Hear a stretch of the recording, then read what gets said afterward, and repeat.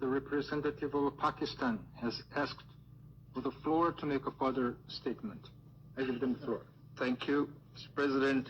I am obliged to take the floor to respond to some comments. The representative of Israel perhaps did not listen attentively to all council members and other speakers in today's debate.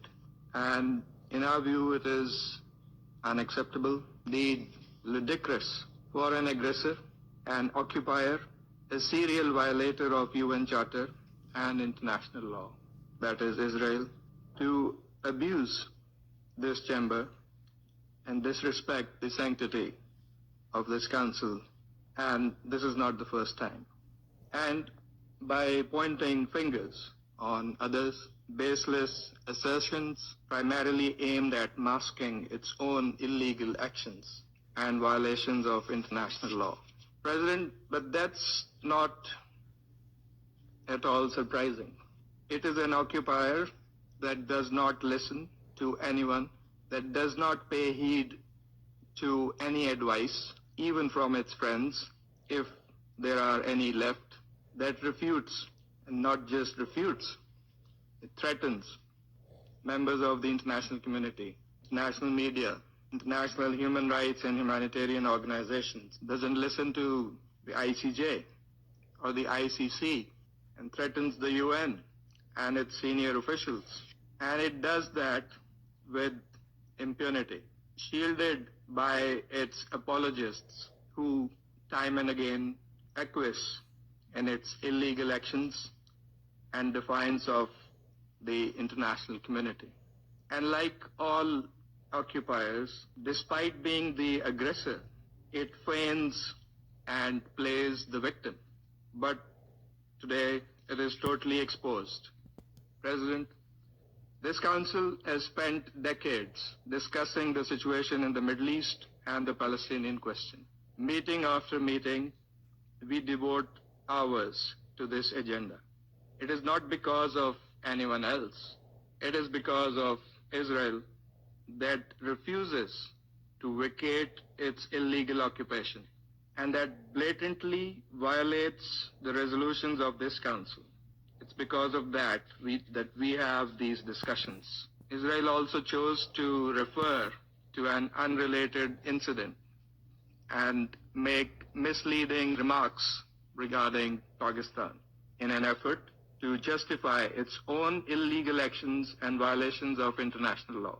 Pakistan's position on that incident has been clearly stated and is publicly available.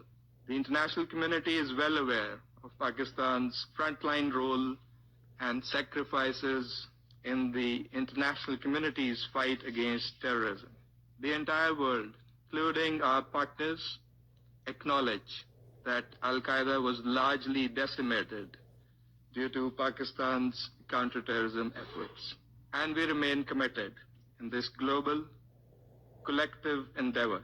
We cannot accept insinuations from an irresponsible rogue state that is, in fact, the perpetrator of worst kind of state terrorism that we are witnessing in Gaza and, in fact, in the occupied Palestinian territories for decades.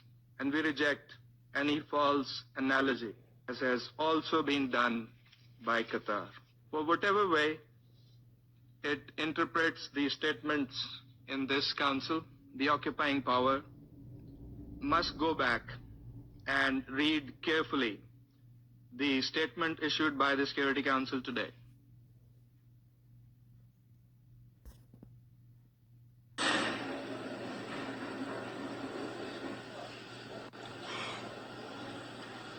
Wow.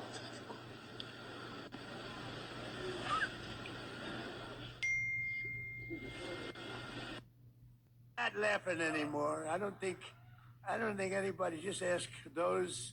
I don't want to be a wise guy. I don't want to speak too soon, but we do very well. You notice that we're doing very well, and I will say the war in Iran is going along swimmingly.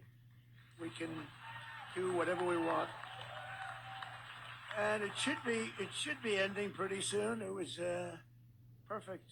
And it's perfect. It was the power we have. Our military, we have the most powerful military anywhere in the world. I built it 4 years, my first 4 years. And we're still building it. We're building it. We have the best military. We have the best equipment in the world, the best rockets and anti-rockets. You know, if you look at the way we shoot, you know, we had 111 rockets shot at one of our ships. I won't name the ship, but it was a beauty. And out of the 111 rockets shot, all 111 rockets, and these things move at about 3,000 miles an hour. You know, it's not like, oh, gee, we have plenty of time to think about it. Every single one of them, 111, were all shot down.